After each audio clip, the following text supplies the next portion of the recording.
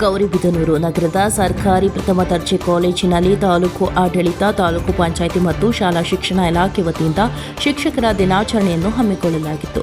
ಈ ವೇಳೆ ಶಾಸಕ ಎಚ್ ಪುಟ್ಟಸ್ವಾಮಿ ಗೌಡ ಮಾತನಾಡಿ, ಡಾಕ್ಟರ್ ಸರ್ವಪಲ್ಲಿ ರಾಧಾಕೃಷ್ಣನ್ರವರ ಆಶಯದ ಮೇರೆಗೆ ಶಿಕ್ಷಕರ ದಿನಾಚರಣೆ ಪ್ರಾರಂಭವಾಯಿತು.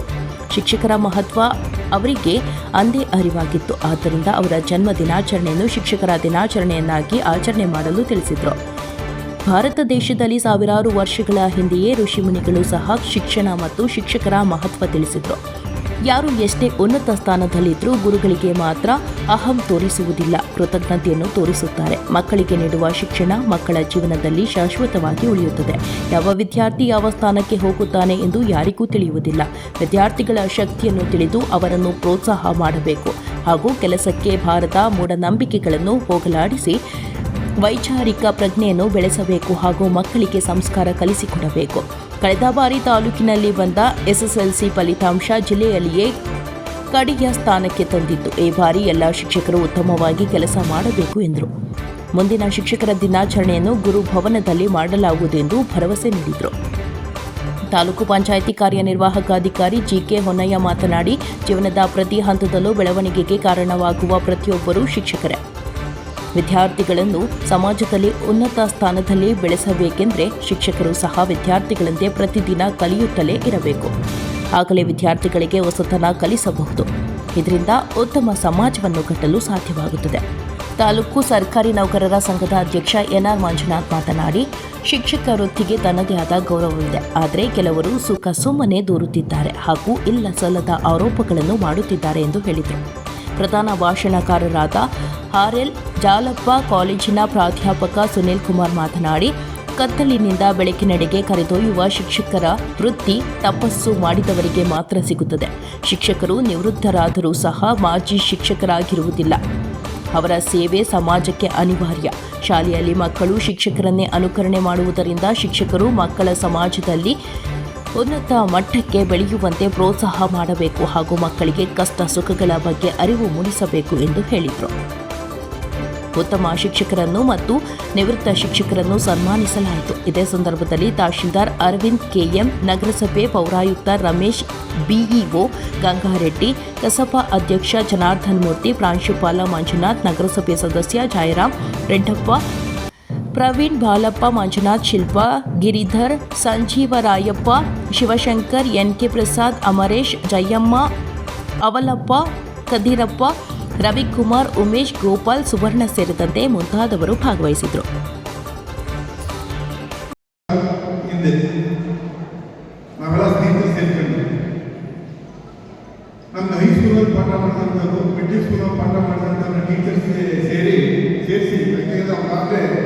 ಎಂಬತ್ತು 90 ವರ್ಷ ಆಯಿತು. ಎಲ್ಲಿ ನಮ್ಮ ಗುರುಗಳು ಹೆಚ್ಚು ಕಡಿಮೆ ಭಾಳ ವರ್ಷಗಳಾಯಿತು. ಇನ್ನು ಯಾವತ್ತೂ ಏನು ಏಜಾಗಿದೆ ಅವರಿಗೆ ನಾವು ಸನ್ಮಾನ ಮಾಡಬೇಕು, ನಮ್ಮ ಪ್ರೀತಿಯನ್ನು ತೋರಿಸಬೇಕು, ನಮ್ಮ ಗೌರವವನ್ನು ತೋರಿಸಬೇಕು. ನಾವು ಅಲ್ಲಿ ಬಂದಿದ್ದಾರೆ ಅಂತ ಹೇಳಿದ್ರೆ ಕಾಲೇಜಿನಲ್ಲಿ ಪ್ರಿನ್ಸಿಪಲ್ ಆಗಿ, ಸಾಹಿತಿಗಳಾಗಿ ಒಳ್ಳೊಳ್ಳೆ ಪುಸ್ತಕ ಬಂದಿರುವಂಥ ವಿದ್ವಾಂಸರು ನಮ್ಮ ಟೀಚರ್, ನನ್ನ ಸ್ನೇಹಿತರುಗಳಿವೆ. ಅದೇ ಥರ ರಾಜಕಾರಣಿಗಳಿವೆ.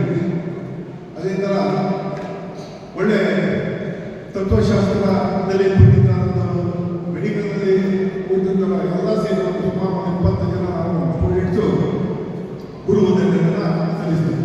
ಯಾಕೆ ಹೇಳ್ತಾ ಇದ್ದಾರೆ ಅಂದರೆ, ಅವರೆಲ್ಲ ದೊಡ್ಡದಾಗಿ ಶ್ರೀಮಂತರಾಗಿರ್ಬೋದು, ಪ್ರಕಾರದಿಂದ ಪಂಡಿತರು ಕೂಡ ಆಗಿರ್ಬೋದು. ಆದರೆ ನಾವು ಟೀಚರ್ಸ್ಗೆ ನಮಸ್ಕಾರ ಮಾಡಿ, ಅವರ ಪಾದಗಳಿಗೆ ನಮಸ್ಕಾರ ಮಾಡಿ, ಸಾರ್ಥಕ ಆಯ್ತಪ್ಪ ನಾವು ಗುರುವಂದನೆ ಸಲ್ಲಿಸಿದ್ದವರಿಗೆ ನನ್ನ ಭಾವನೆ ಕೊಡ್ತು. ಯಾಕೆಂದರೆ ಎಷ್ಟೇ ಶ್ರೀಮಂತರಾಗಲಿ, ಎಷ್ಟೇ ವಿದ್ವಾಂಸ ಆಗಿದೆ ಟೀಚರ್ನಿಂದಲೇ, ಆದರೆ ಚಿಕ್ಕ ವಯಸ್ಸಿನಲ್ಲಿ ವಿದ್ಯೆ ಕಲಿಸಿರ್ತೀವಲ್ಲ, ಆ ವಿದ್ಯೆ ಕಲಿಸಿರೋದು ಅದೇ ಬೀಜ. ಅದರಿಂದ ಟೀಚರ್ಸ್ ಮುಂದೆ ಯಾವತ್ತೂ ಕೂಡ ಅವರು ಆರಂಭಿಸೋದಿಲ್ಲ. ನಿಮ್ಮ ಒಂದು ಏನು ಪ್ರೀತಿಯಿಂದ ವಿದ್ಯಾಭ್ಯಾಸ ಕಲಿಸ್ಕೊಟ್ಟಿರ್ತೀರಿ, ಅಕ್ಷರಗಳನ್ನು ವೇದನೆಗಳಿಗೆ 4 ಅಕ್ಷರ ತಿದ್ದಿರ್ತೀರಿ, ಅದು ಶಾಶ್ವತವಾಗಿರ್ತದೆ. ಅವರ ಶಾಶ್ವತವಾಗಿ ನಿಮ್ಮ ಬಗ್ಗೆ ಪೂಜ್ಯ ಭಾವನೆ ನೀಡುತ್ತದೆ. ಅದರಿಂದ ನೀವು ಯಾವತ್ತೂ ಕೂಡ ನಿಮ್ಮ ಶಾಲೆಯಲ್ಲಿ ಇರ್ಬೋದು, ಯಾವ ಒಂದು 40-50 ಮಕ್ಕಳು ಕಲಿತಾ ಇರ್ಬೋದು, ಅವ್ರು ಬಡವರು ಮಕ್ಕಳು ಇರ್ಬೋದು, ಅಥವಾ ಯಾವುದೋ ಟೈಪ್ ಮಕ್ಕಳು ಖಂಡಿತ ಮಾಡಬೇಡಿ. ಯಾವ ವಿದ್ಯಾರ್ಥಿನಲ್ಲಿ ಏನು ಶಕ್ತಿ ಇದೆಯೋ ಆ ನೇಚರ್ಗೆ ಮಾತ್ರ ಗೊತ್ತು. ನಾವೆಲ್ಲ 3-4 ಕಿಲೋಮೀಟರ್ಗಳು ದೂರ ನಡೆದುಕೊಂಡು ಹೋಗಿ ಕುಗ್ರಾಮ ದೂರ ಅಲ್ಲೆಲ್ಲ ಹೋಗಿ ವಿದ್ಯೆ ಕಲಿತು ನಡ್ಕೊಂಡು ವಿದ್ಯೆ ಕಲಿತು ಬಂದರು. ನಾವು ಯಾವ ಮೂಲಭೂತ ಸೌಕರ್ಯಗಳು ಕರೆಕ್ಟಾಗಿ ಇರಲಿಲ್ಲ. ಆದರೂ ಕೂಡ ಒಂದು ಶ್ರಮದಿಂದ ಮೇಲೆ ಬಂದು ಈ ಮಟ್ಟಕ್ಕೆ ಬಂದಿರ್ತೀವಿ. ಅದರಿಂದ ನಿಮ್ಮಲ್ಲಿ ಕಲಿಯುವಂಥ ವಿದ್ಯಾರ್ಥಿಗಳಿಗೆ ಏನೇನು ಶಕ್ತಿ ಇರ್ತದೋ, ಏನು ವಿಜ್ಞಾನಿಗಳಾಗ್ತಾನೋ, ದೊಡ್ಡ ಬಿಸ್ನೆಸ್ಗಳಾಗ್ತಾನೋ, ದೊಡ್ಡ ಪೊಲಿಟಿಷಿಯನ್ ಆಗ್ತಾನೋ, ಏನಾದರೂ ಈ ದೇಶಕ್ಕೊಂದು ದೊಡ್ಡ ಪ್ರಜಾಪ್ರಭುತ್ವ ಗೊತ್ತಿಲ್ಲ ಅಂತ ಒಂದು ಸೂಕ್ತವಾದಂಥ ಒಂದು ಶಕ್ತಿ ಆ ವಿದ್ಯಾರ್ಥಿಗಳಿಗೆ ಇರ್ತದೆ. ಅದರಿಂದ ಯಾರೂ ನಿರ್ದೇಶ ಮಾಡಿದ್ರೆ ವಿದ್ಯಾರ್ಥಿಗಳಿಗೆ ನಿಮ್ಮ ಒಂದು ಜ್ಞಾನವನ್ನು ಅಲ್ಲಿ ದಾರಿಯಲ್ಲಿರಬೇಕು ಅಂತ ಟೀಚರ್ಸ್ ಮನವಿ ಮಾಡ್ತಿದ್ದೀನಿ. ಹಾಗೆಯೇ ನಿಮ್ಗೆ ಇನ್ನೊಂದು ಮನವಿ ಏನಂತಂದರೆ, ವಿದ್ಯಾರ್ಥಿಗಳಿಗೆ ಕೇವಲ ಪಠ್ಯಪುಸ್ತಕದಲ್ಲಿರೋ ಪಾಠನೇ ಮುಖ್ಯ ಅಲ್ಲ. ಆಟದ ಜೊತೆಗೆ ಅವರಿಗೆ ನೀವು ಸಂಸ್ಕಾರ ಕಲಿಸಿಕೊಡ್ಬೇಕು, ಅದು ಬಹಳ ಮುಖ್ಯ. ಸಂಸ್ಕಾರ ಅಂತಂದರೆ ಇವತ್ತು ಇನ್ನೂ ನಮ್ಮ ಭಾರತೀಯ ಸಂಸ್ಕೃತಿಯಲ್ಲಿ ಹಳೆಯ ಕಾಲದಿಂದ ಬಂದಿರತಕ್ಕಂಥ ಮೌಢ್ಯಗಳಿದೆ, ಜಾತಿ ಪದ್ಧತಿಗಳಿಗೆ ಅನಿಷ್ಟ ಪದ್ಧತಿ ಅಂತ ನನ್ನ ದೃಷ್ಟಿಯಲ್ಲಿ. ಈ ಜಾತಿ ಪದ್ಧತಿ ಇರ್ಬೋದು, ನೀರು ಕೀಳುವುದು ಇರ್ಬೋದು, ಅದೇ ರೀತಿ ಒಟ್ಟು ಸಂಪ್ರದಾಯಗಳಿರ್ಬೋದು, ಮೂಢನಂಬಿಕೆಗಳು ಅಂಥವೆಲ್ಲ ನೀವು ಪ್ರಗತಿಪರವಾಗಿ ಚಿಂತನೆ ಮಾಡಿ ಮಕ್ಕಳಲ್ಲಿ. ಏಕೆಂದರೆ ಅವರಿಗೆ ಕೆಲವಾರು ವಿಚಾರಗಳನ್ನ ಪ್ರಗತಿ ಓದಬೇಕಾದ್ರೆ ಮೂಢನಂಬಿಕೆಗಳಿರ್ಬೋದು, ಹಳೆ ಸಂಪ್ರದಾಯಗಳಿರ್ಬೋದು.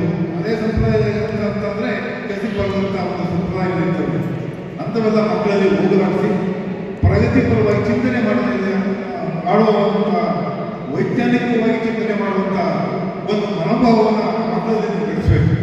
ಆ ಬೆಳೆಸಿದಾಗ ಮಾತ್ರ ಆ ಮಕ್ಕಳು ಒಳ್ಳೆಯ ಸಂತೃಪ್ತಿಯಾಗಿ ದೇಶದಲ್ಲಿ ಮುಂದೆ ಎಲ್ಲರ ಜೊತೆ ಸಮಾನ ಭಾವದಿಂದ ಬದುಕೋಕ್ಕೆ, ದೇಶವನ್ನು ಕಟ್ಟಕ್ಕೆ ಸಾಧ್ಯ ಆಗ್ತದೆ. ಪ್ರಾಮಾಣಿಕತೆಯನ್ನು ಕಲಿಸ್ಕೊಡ್ಬೇಕು ಎಲ್ಲ ಟೀಚರ್ಗಳು. ಪಠ್ಯಪುಸ್ತಕ ಓದರ ಜೊತೆಗೆ ಮಕ್ಕಳಿಗೆ ಸಂಸ್ಕಾರ ಅಂತ ಆ ಸಂಸ್ಕಾರ ಕಲಿಸೋದು ಕೂಡ ನಿಮ್ಮ ಜವಾಬ್ದಾರಿ.